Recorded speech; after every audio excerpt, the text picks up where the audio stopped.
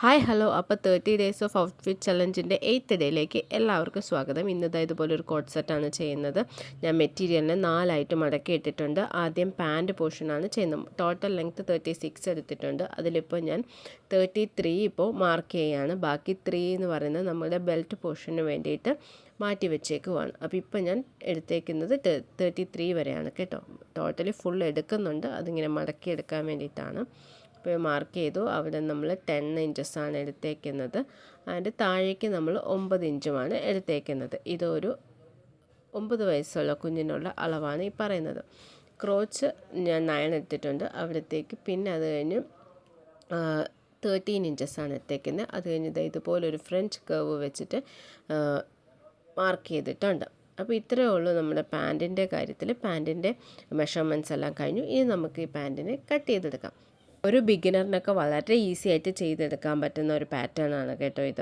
അപ്പോൾ ഈ വീഡിയോസ് നിങ്ങൾക്ക് ഇഷ്ടപ്പെടുന്നുണ്ടെങ്കിൽ, എൻ്റെ ചാനലിലെ വീഡിയോസ് എല്ലാം നിങ്ങൾ കാണുന്നുണ്ട്, നിങ്ങൾക്ക് ഇഷ്ടപ്പെടുന്നുണ്ടെങ്കിൽ എൻ്റെ ചാനലിലൊന്ന് ചെറുതായിട്ടൊന്ന് സപ്പോർട്ട് ചെയ്യണേ. ഒരു ലൈക്കൊക്കെ ചെയ്ത് കഴിഞ്ഞാൽ ഈ വീഡിയോസ് വേറൊരു വ്യക്തിയിലേക്ക് യൂട്യൂബ് റെക്കമെൻഡ് ചെയ്ത് കാണിക്കും. അല്ലെങ്കിൽ ഈ വീഡിയോ അവിടെ കിടന്നു പോകും. അതുകൊണ്ടാണ് നിങ്ങളോടൊരു ലൈക്കൊക്കെ ചെയ്യണേ എന്ന് പറയുന്നത്.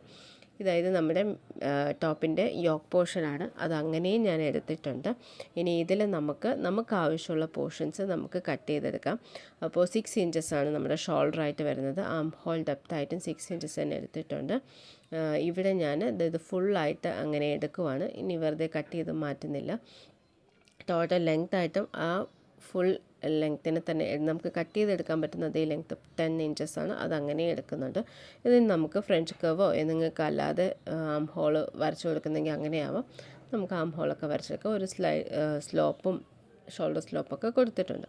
ഇനി നമുക്ക് ഇതും കൂടി കട്ട് ചെയ്തെടുക്കാം. വളരെ ഈസിയാണ്. ഞാനിത് ചെയ്ത് എടുക്കാൻ ഏകദേശം 1 മണിക്കൂർ പോലും എടുത്തില്ല. കട്ട് ചെയ്ത് കഴിഞ്ഞ് കഴിഞ്ഞാൽ പിന്നെ എല്ലാം ടപ്പ എല്ലാം വേഗം തീരും. അപ്പോൾ ഇനി നമുക്ക് ഈ സ്ലീവ് കട്ട് ചെയ്തെടുക്കാം. ഞാൻ ഉദ്ദേശിച്ചത് നമ്മുടെ ആ ടോപ്പ് പോർഷൻ 10 ഇഞ്ചസേ ഉള്ളൂ. അപ്പോൾ അതിന് നമ്മൾ ഉദ്ദേശിക്കുന്നത്ര ഇറക്കം വരത്തില്ല. അപ്പോൾ അവിടെ ഒരു ചെറിയ ഫ്രില്ലും കൂടി കൊടുത്തു കഴിഞ്ഞാൽ അത് ഒരു ചെറിയ ഡിസൈനുമായി അതങ്ങനെ കിടക്കുകയും ചെയ്യും. അപ്പോൾ ആ സ്ലീവിൻ്റെ പോർഷൻ ഞാനിപ്പോൾ എടുക്കുന്നത് നമുക്ക് താഴെ നമ്മുടെ ഈ ടോപ്പിൻ്റെ താഴെ കൊടുക്കാമെന്നുള്ള ഫ്രില്ലിന് വേണ്ടിയിട്ടാണ് എടുക്കുന്നത്. അപ്പോൾ ഇതെല്ലാം കട്ട് ചെയ്ത് വെച്ച് കഴിഞ്ഞ് കഴിഞ്ഞാൽ നമുക്ക് പെട്ടെന്ന് തന്നെ നമ്മുടെ ഡ്രസ്സ് ചെയ്തെടുക്കാൻ സാധിക്കുന്നതാണ്.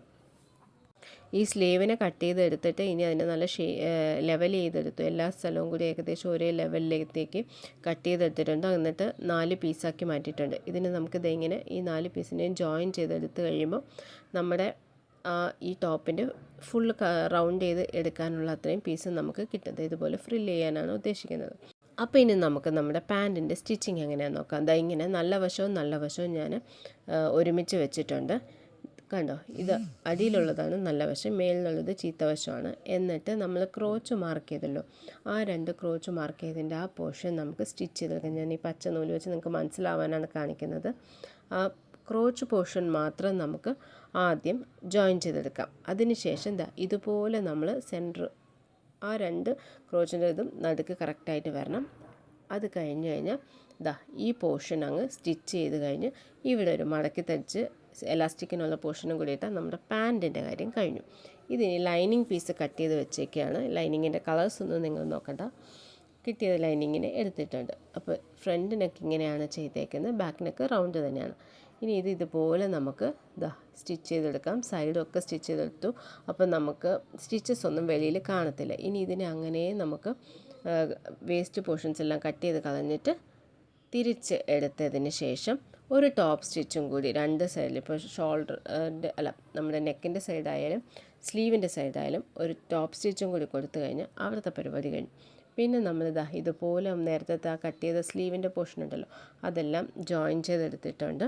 അതിനെ ഇനി നമുക്ക് താഴത്തേക്കും കൂടി നമ്മുടെ ഡ്രസ്സിൻ്റെ ടോപ്പിൻ്റെ താഴത്തേക്ക് വെച്ച് കൊടുക്കാം. ഇതിൽ പിന്നെ കുറച്ച് പീസ് കൂടി ബാലൻസ് വന്നപ്പോൾ മോള് പറഞ്ഞു, എന്നാൽ പിന്നെ എനിക്ക് ഒരു ലെയറും കൂടി വെച്ച് തരുമെന്ന്. അങ്ങനെ ഒരു ലെയറും കൂടി അഡീഷണൽ വെച്ചിട്ടുണ്ട്. പ്ലെയിനായിട്ട് തോന്നിയത് കൊണ്ട് ഞാൻ വിചാരിച്ചു ഒരു 2 ബട്ടൺസും കൂടി വെച്ച് കൊടുക്കാമെന്ന്. ആദ്യം ഞാൻ വിചാരിച്ചത് അത് ഗ്ലൂ വെച്ചിട്ട് പേസ്റ്റ് ചെയ്യാമെന്ന്. പിന്നെ ഞാനതിനെ സ്റ്റിച്ച് ചെയ്ത് ചേർക്കുകയാണ് ചെയ്തത്. ബാക്കിൽ ഇതുപോലൊരു കെട്ടും കൂടി വെച്ച് കൊടുത്തിട്ടുണ്ട്. അപ്പോൾ ഇത് അത്രയും കൂടി ചെയ്തപ്പോഴത്തേക്കും ടോപ്പിൻ്റെ പരിപാടിയും കഴിഞ്ഞു. അപ്പോൾ ഇതിൻ്റെ ഫൈനൽ ഔട്ട്പുട്ട് എന്ന് പറയുന്നത് ഇങ്ങനെയാണ്.